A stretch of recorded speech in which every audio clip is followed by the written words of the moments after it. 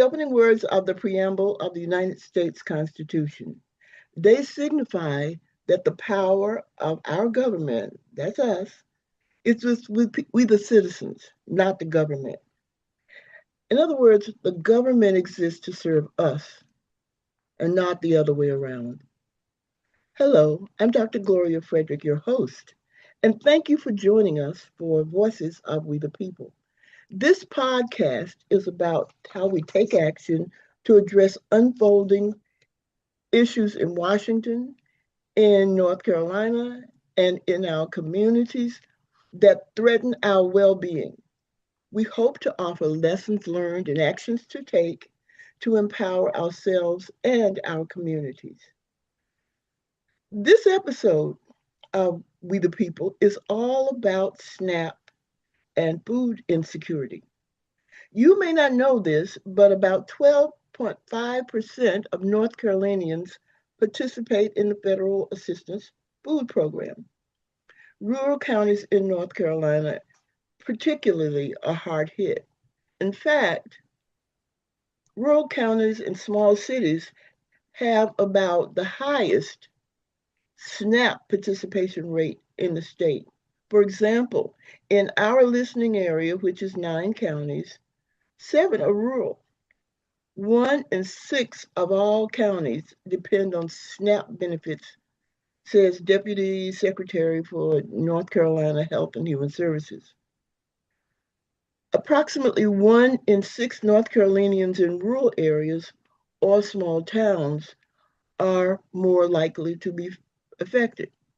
About 14% of households in rural areas participate in SNAP as opposed to 11% in metropolitan areas. Furthermore, when funding is delayed, understand this, when funding is delayed, it doesn't always and only affect SNAP beneficiaries. The local economy is affected, farmers, grocery stores, and small businesses. It is not surprising that SNAP participation is higher among households with children, households with adults with disabilities, and seniors. I think that information is daunting enough as we look at the state of food insecurity in rural North Carolina. But we have the perfect guest to help us understand the impact of the reduction of benefits or termination of benefits of SNAP to his patients who reside in North Carolina and in rural North Carolina. Dr. Johnnie Williams is a trailblazer. He understands from the ground up and says that in our community, growing up in eastern North Carolina, we had very limited medical resources available to the community and in our situations. And oftentimes, there were no doctors and sometimes not good medical care. Dr. Williams understood that and was the first African American physician in Onslow County. His credentials take up a full page, small print, of what he's accomplished, what he's done, and how amazingly effective he's been in working with residents in Onslow and other counties. And not only that, he has been concerned about the well being of all of us. And to that end, he founded the Old North State Foundation, which brings together a variety of nonprofits, of elected officials, of those who can provide services to establish good rapport and good well-being for our community. So I know I've taken up a lot of time, and I want Dr. Williams and his guests to proceed from here. And welcome, welcome, Dr. Williams. Thank you. Thank you very much. Thank you very much. I'm here tonight. I'm very happy to be here, and I'm here with my partner, Brother Joshua Shatalo, who's worked with me on so many projects in Eastern North Carolina involving food insecurity, housing, clothing, parenting, and transportation. So he has helped us do it all. But anyway, I think this is a very, very timely subject that we're talking about tonight. You know, there's a lot of confusion with I'm going to call it jargon. Okay, a lot of people don't fully understand what we mean when we say food insecurity. A lot of people don't understand what we mean by homelessness. So I'm gonna just break it down real simple. When I say food insecurity, that simply means there's not enough food to eat. That's right. And when we say homelessness, that means we are unhoused. Simple as that. Now, in the state of North Carolina, there are only about 7 or 8 counties with a food insecurity rate less than 10%. In other words, 90%, 90% of our households have a degree of food insecurity Wow. at some point in time. Now, as Dr. Fredericks spoke earlier, she was referring mostly to our geographical area, where this podcast may be seen. But I'm telling you, this problem in our community, and when I say our communities, I mean primarily counties of color. But I want you to understand very well, there are a lot of poor white counties in this state.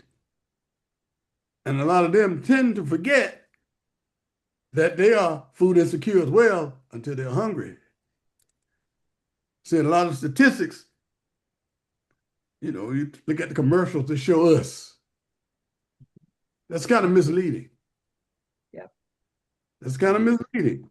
Now, in our particular counties, I mean, the Old North State Medical Foundation, we cover 34 counties in eastern North Carolina. In other words, we cover all the counties east of Highway 95 from the Virginia line to the South Carolina line.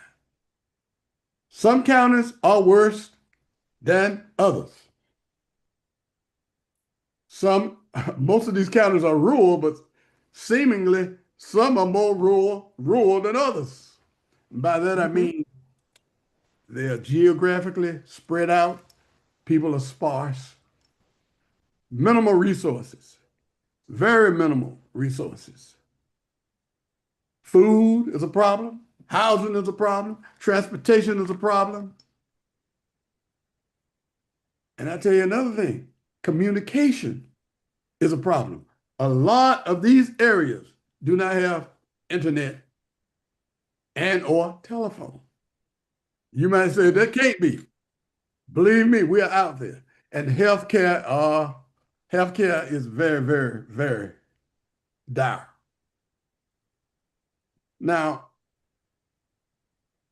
I might jump around a little bit because I want to say a few words about the food, but I just want to look at the ultimate picture. People talking about life expectancy. Life expectancy. They say, oh, life expectancy was going up. COVID, it came down some. Okay. What is life expectancy? If they tell you your life expectancy is 75, 80 years old,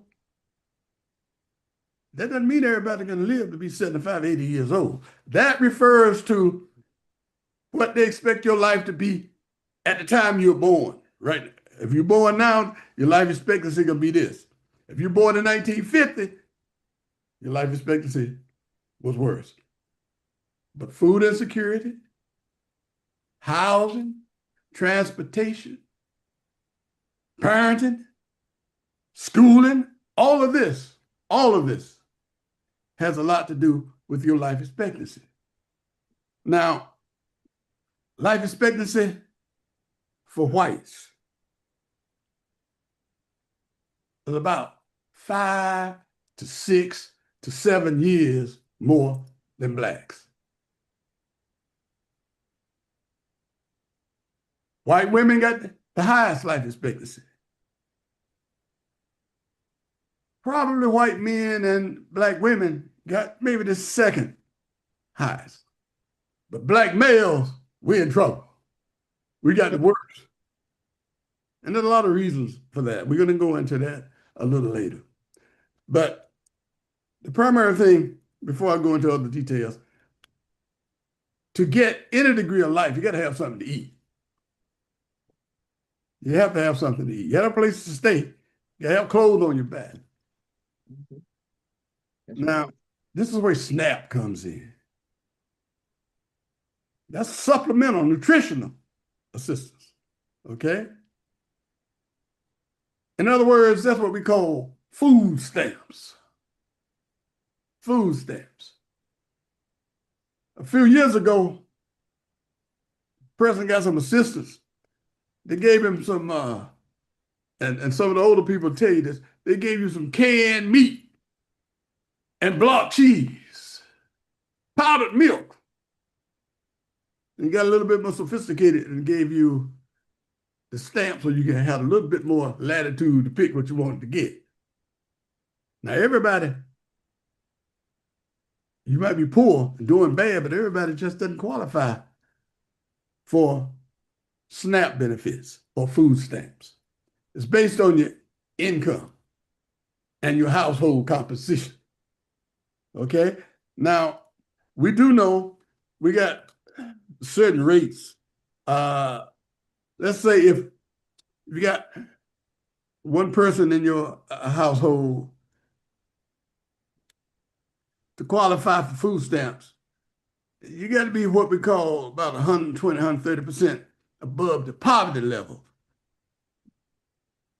One person, $1,696 a month. That's not a lot of money. And now let's say you do make, let's round it off and say you got a little bit more than $1,500 a month. You got to pay rent, buy food, clothing, heat, all that. Okay? So if you're that one person, I'm just using this one person, and you're making that, you may qualify to get $250 of food stamps. And that got to last you the whole month. Now, please don't have 2 people in the house or 3 people, and please don't have children. You get a little more, but it's still very, very rough. It's very tough. And some counties, especially rural counties, in bad, bad shape. Take Lenoir County. Over one-fourth of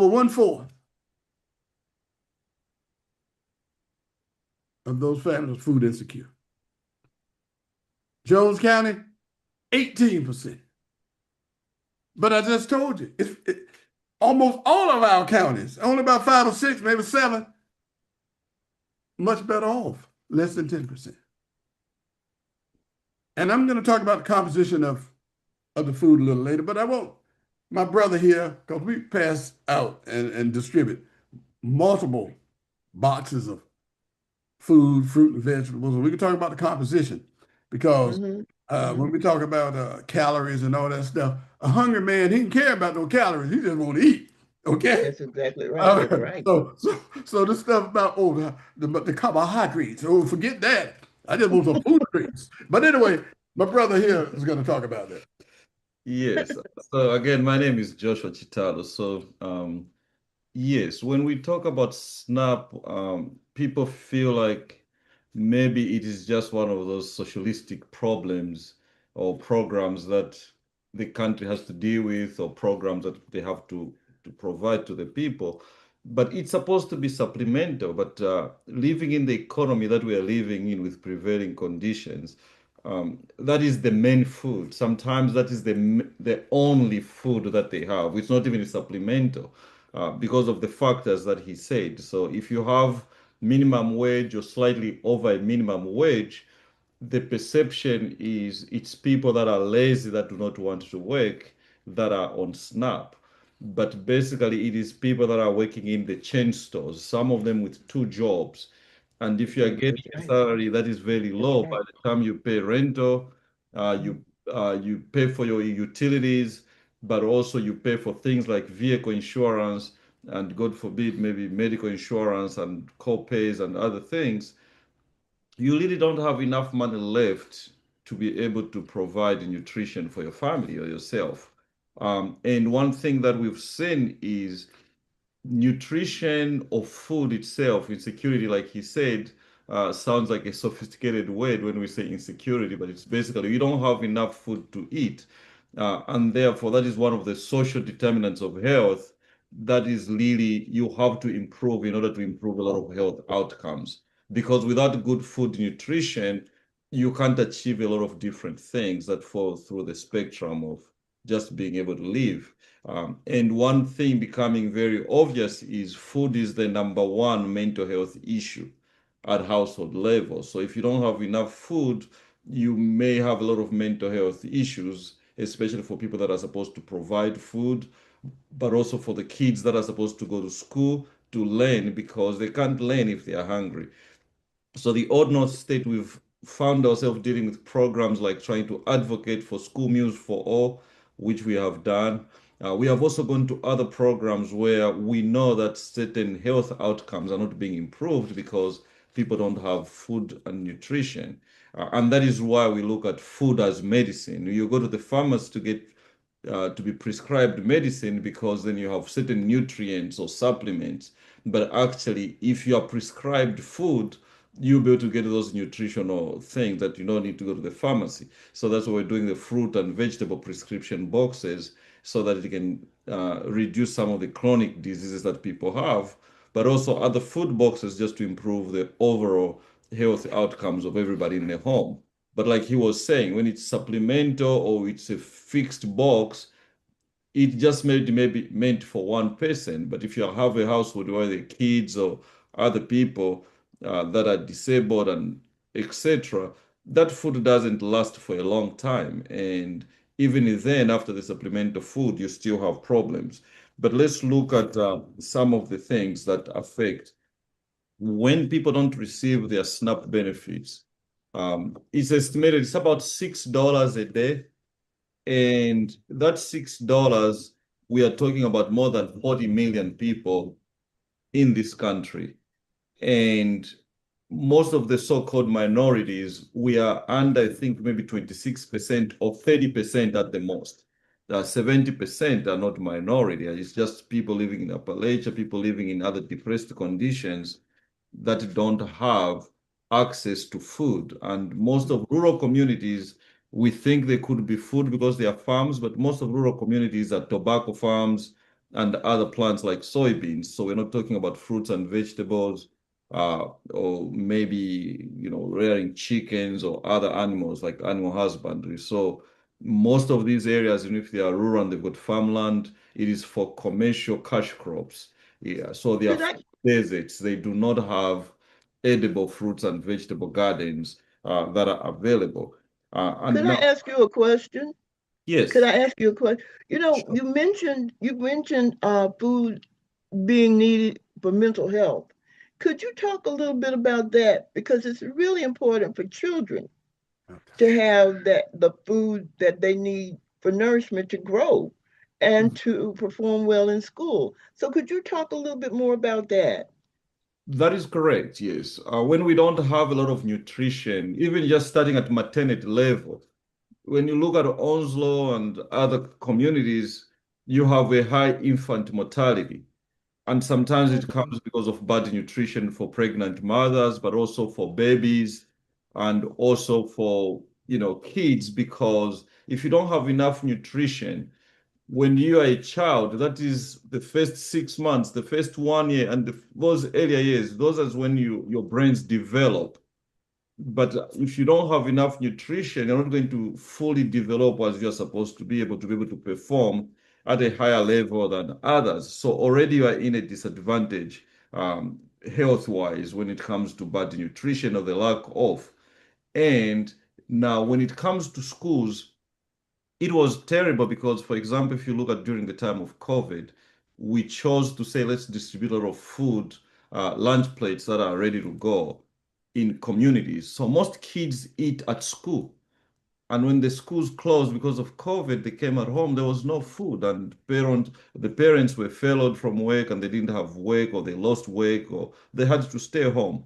So we had to provide that food to provide. But when the school is going on, you cannot concentrate to be able to perform like the other kids that are having 3 meals per day and coming into class because sometimes even certain bad behaviors like kids misbehaving and needing to call the police in the school to restrain them, it is not because they've got behavioral issues that are, that are genetically inborn, but it's because they just didn't eat. They are hungry.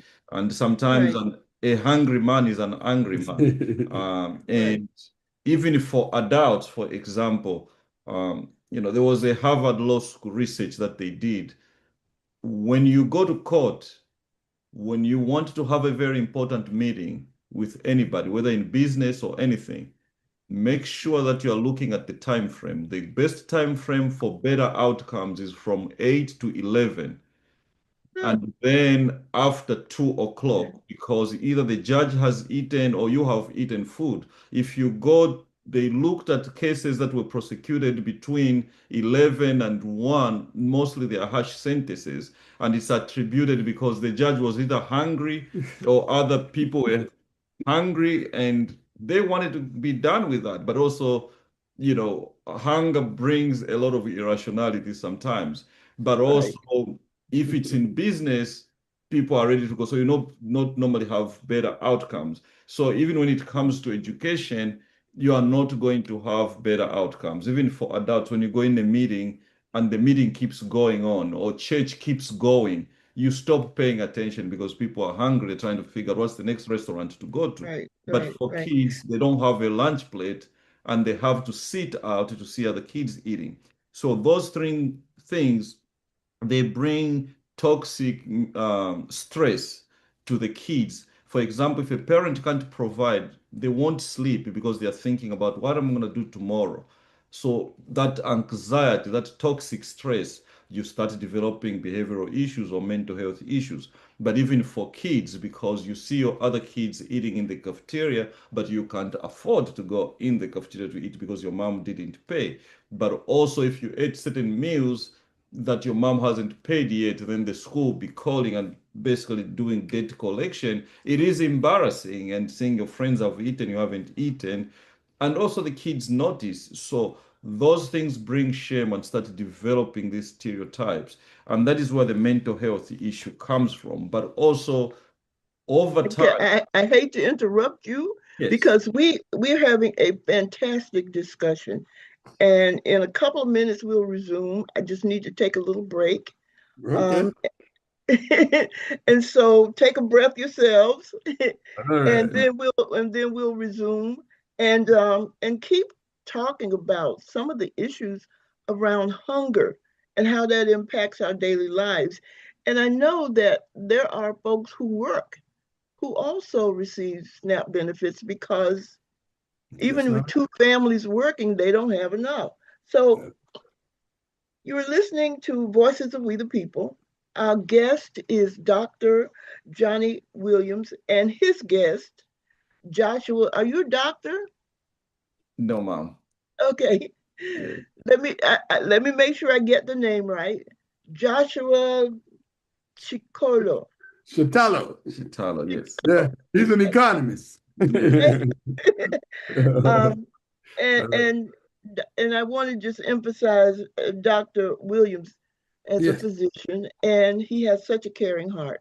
We'll return to our discussion in a moment. Okay. You might ask, what's next for Voices of We the People? Well, join us for our official launch party. We are live. We have information for you on our website, but we are live.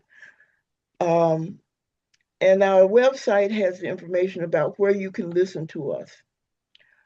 One of the things that we want to emphasize is we have a sponsor and we need other sponsors. So please donate and sponsor. That would be really helpful to us. And I want to give a shout out to a couple of people. One is Gloria Goodwin, because Gloria is the person who put me in touch with Dr. Williams. Yay.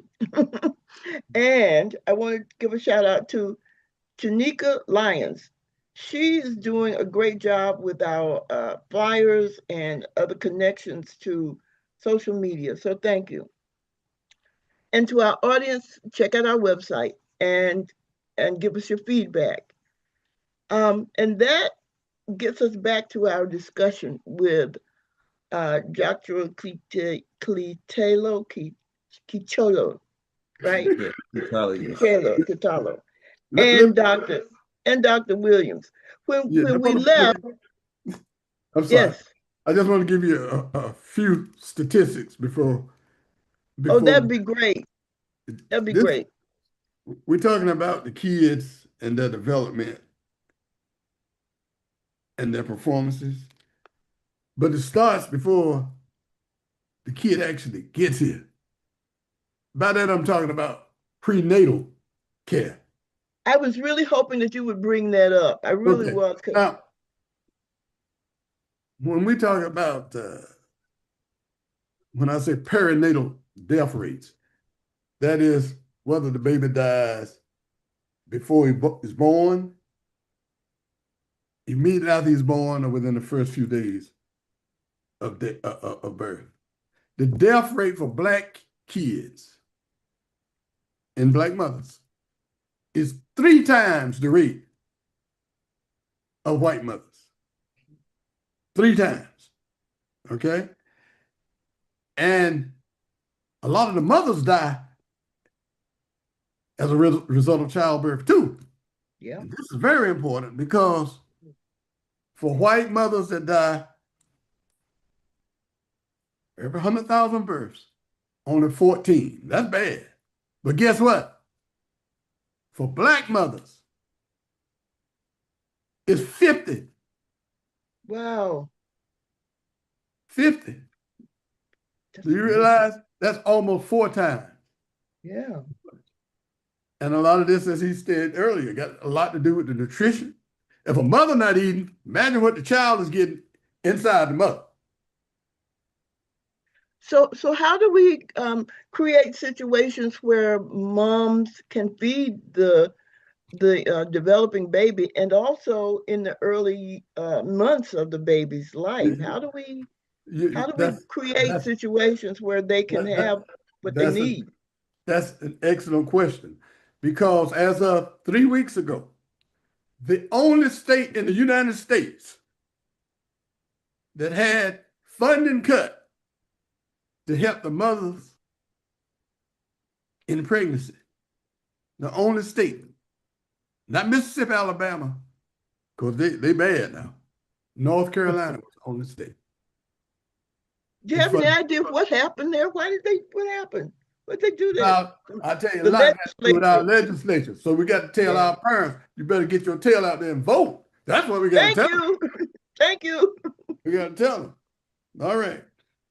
Yeah, so some of the challenges, like he's saying, is because like a lot of people, not to be political, are pro-life. But if they're saying, oh, life is starting then, but we are not caring for the life that is existing, even for parents. So yeah, poor nutrition, when like iron and most of the nutrients that you need for a healthy pregnancy, if they are not there, then it determines those poor health outcomes for the mother, but also for the childbirth and after effects. So that is why when we look at health-related human needs, food is very paramount. So we are trying, as the Ordinal state soon, we'll start programs where we integrate in the provision of healthcare services so that doctors and the networks of physicians they can actually, when they do the screening of people, they can actually flag a referral for certain things like homelessness. There are what is called Z codes when they are prescribing or trying to refer people for I'm services. sorry, would you say that again? There are Z codes? They are called Z as in zebra codes, Uh-huh. Uh-huh. coding certain services under Medicaid. And these are codes that are going to be allocated and are allocated to social services. So instead, when a physician looks at a client and they determine all the things that are or interventions going to happen with the health, but then they can determine and ask certain questions to say, hey, do you have anxiety? How is your housing? Or how is this?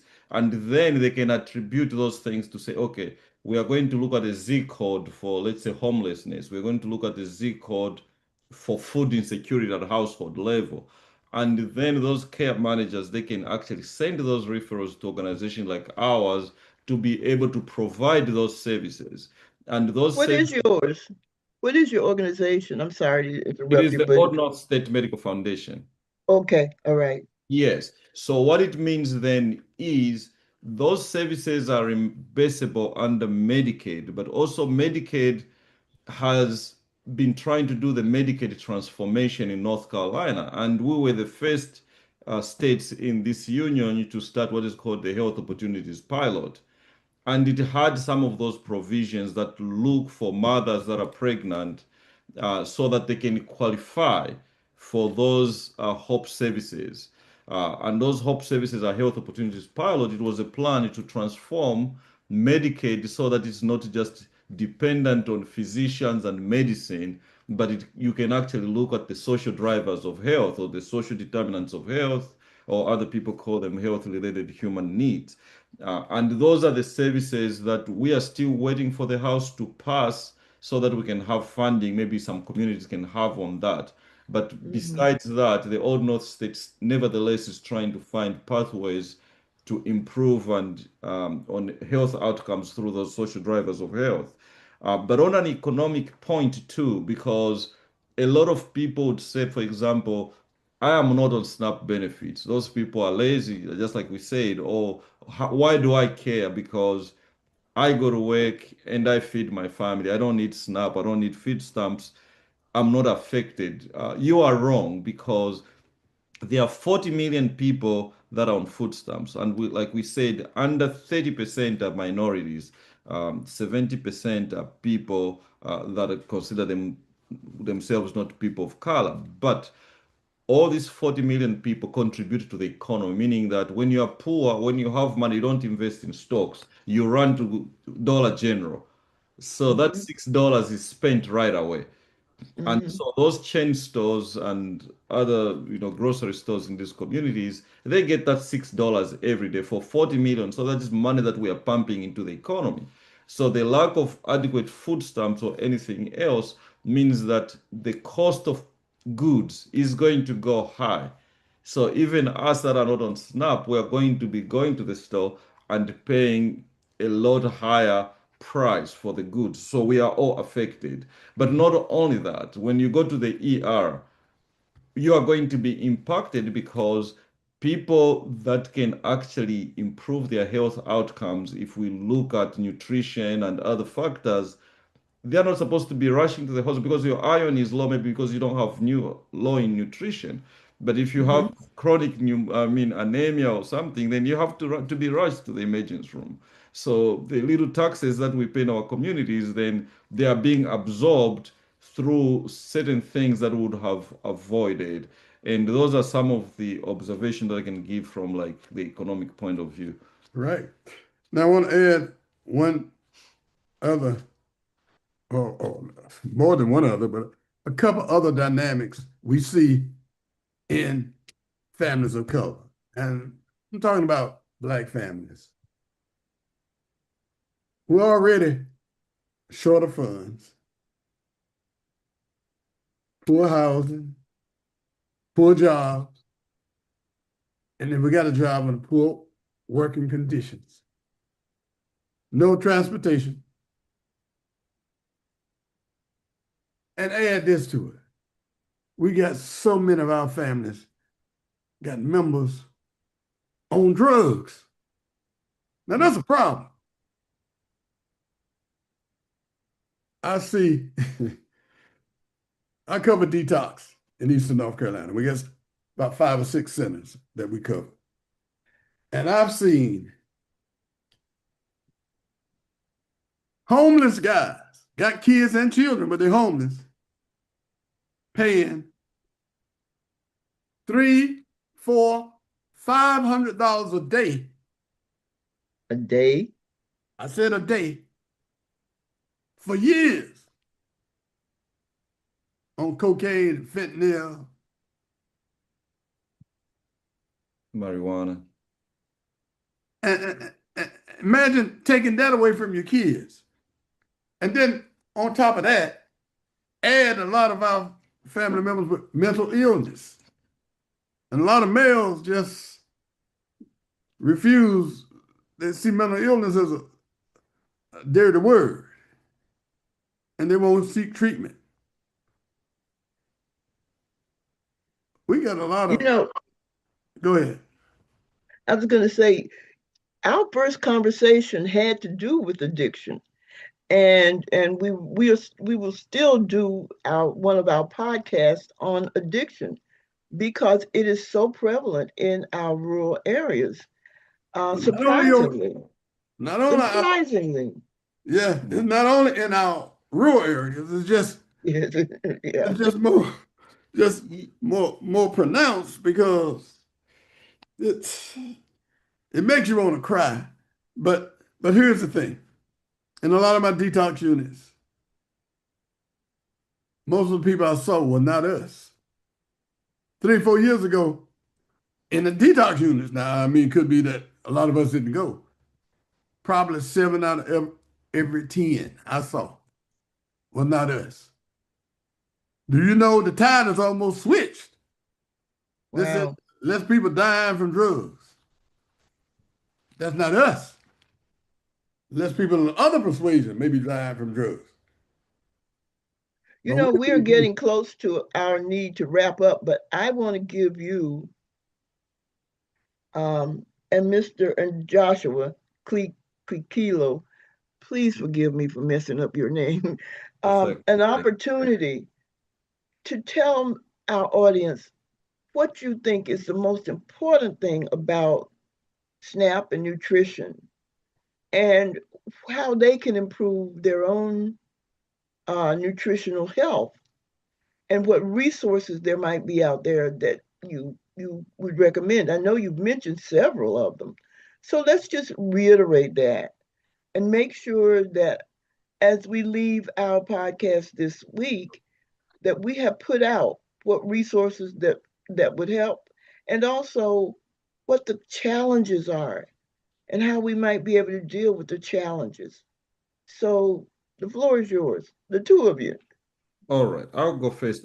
So two important things. One thing that I would say is the Old North State Medical Foundation, and we're not trying to be biased, but we're trying to lead into looking into different situations because some of these problems you can't just solve them in isolation. They are related. So we have enhanced services where we are focusing on trauma therapy, which is mental health or behavioral health. We are looking at housing stability, and we are looking at food insecurity. And then with that, we have care coordination to be able to help. So I can just give our email for people that will have questions later. It's Old North State Medical Foundation at gmail.com, Old North State Medical Foundation at gmail.com. And then we can have a conversation or if we have extra questions after this.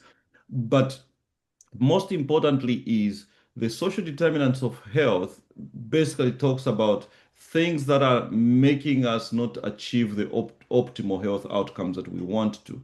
Because we are poor, because of historical factors, we found ourselves living in areas we are not supposed to, but even our incomes don't allow us to live in certain places.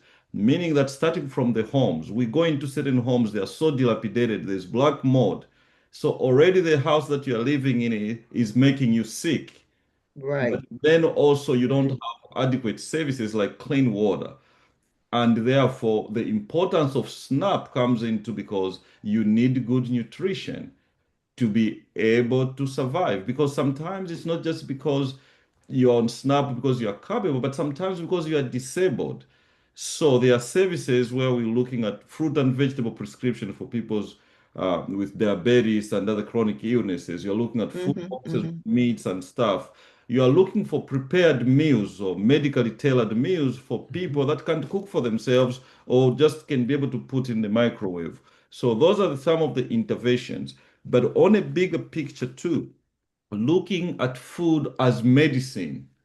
So we are trying to make a coalition in North Carolina for food is medicine so that you can look at food as medicine because there's this culture in America about having these tablets. An average adult or people are taking medicine for depression. And that's where even the drug abuse comes in because when you live in these harsh conditions, you have to have something to numb yourself, like alcohol. But sometimes, because of accidents and other mental illnesses, people are on opioids that are prescribed by doctors or because of surgical procedures, and eventually people can't cope with pain and then they go on that route of drugs. So what we can say is we have to know that we have to look at the family. I think that is one important thing. If we have to look at the family to see how we're raising kids, how are we coming up, because a better family makes a better community, and a better community makes a better, society. So those are some of the things we can look at. But these human conditions that Excuse are me. making others not be able to do it, we need to help them. It's not because they are not trying, but because a lot of conditions are not just favorable. And it's just not in those poor communities, but even in the other communities, because even some people that are doing well, let's not look at social programs like SNAP, like this is you need a handout. The farmers, they get a lot of handouts. Millionaires, corporations like Amazon, Walmart, they get handouts from the government and they don't pay Yeah. taxes. So And every nobody says anything about that. Yes, so we are not mad when a billionaire gets a tax cut, but we are mad when somebody poor who's our neighbor gets a $6 for SNAP. That doesn't make sense No. because, for example, there is a court case that is going on a lady that was getting SNAP benefits and used those SNAP benefits, part of it, to buy yeast when she was baking and selling baked goods. And so now it's a court case because she was not supposed to use that money to turn her life around by baking goods so that she can actually pull herself from that situation because the situation was not meant for you to pull away. The situation is Yeah. meant that you remain in those conditions. So those are some of the factors that we can look at. That are there people that take advantage of certain benefits? Yes, but those benefits have helped millions and millions of Americans to be able to finish school or start businesses and become better because that kind of assistance existed. And in other words, too, one critical word before I take all the time, a lot of people talk about socialism to say this is a socialistic service. When you talk about certain socialist versus capitalism, remember that when the police, that is a socialist service because we all contribute money so that the police can take care of us. When you look at social security, when you look at roads, because we give taxes to the government so they can build infrastructure like roads, like utilities, all those can be socialistic, be considered as that. So when you look at SNAP, let's not look into isolation, but SNAP is less than 1% of Yeah. the government budget. So if we are looking at cutting costs, that's not a place to look. We need to be able to help people for kids to eat because, like you rightfully stated in the beginning, it's mostly children, disabled adults, and people that are living under the poverty line that qualify for SNAP. Thank you And so thank you so much. One other thing, Dr. Williams mentioned getting out and voting. How does voting tie into the food and insecurity for our families, and how does SNAP Yeah. help and voting and making your voices heard. What would you That, say that's about that?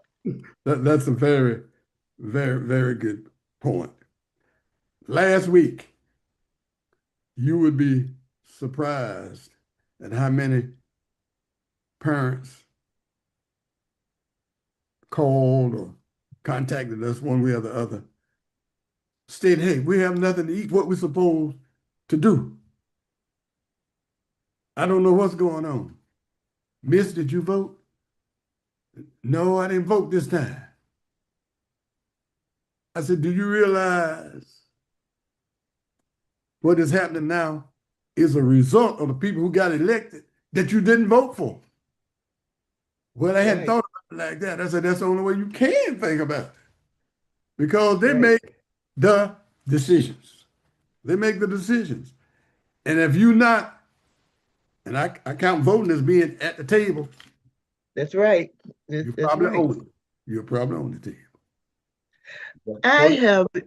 I'm sorry. I have really appreciated our conversation, and particularly how in depth you've gone about SNAP and food insecurity and some of the things that the Old North State Foundation is being forward thinking in what it's helping our citizens to accomplish. I believe you said it's a 34 county organization. Better forecast.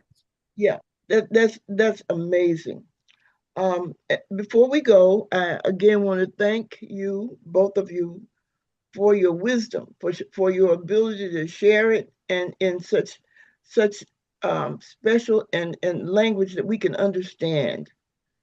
I appreciate your time and just know that we'll be back in touch because we have much more to talk about. Much more to talk about. indeed. All right. Well, thank you. Before Thank we you for go, having us. Thank you for having us. And if anything we can do, let us know. Indeed. Sure. it was my pleasure. Before we go, I want to thank a few people. Um, we have a sponsor. Yay! It's our first sponsor, our inaugural sponsor. That's Jerome and Sandra Brown Jr. And I want to say we welcome other sponsors and donors because it helps us to stay on the air. So if you are inclined, and I hope you are, just give us a call or go to the website and donate. And I want to say before we go, just remember that Reverend Dr. King believed in the ability to change society through the power of the vote. The great irony of our present moment, he says, is that both of these precepts, peaceful change and voting rights, are under assault. And remember, he said that years ago, and it's more so true now than ever. Anyway, voting is important. Being aware of what's going on in our community is so important. And that's what our guests have given us food for thought, forget the pun, for our ability to take care of each other, to keep each other informed. And I want to thank them for doing that. I'm Dr. Gloria Frederick, your host, and I want to say thank you for listening and see you next time on Voices of We the People. Thank you. Thank you very, very much. Thank you. Thank you.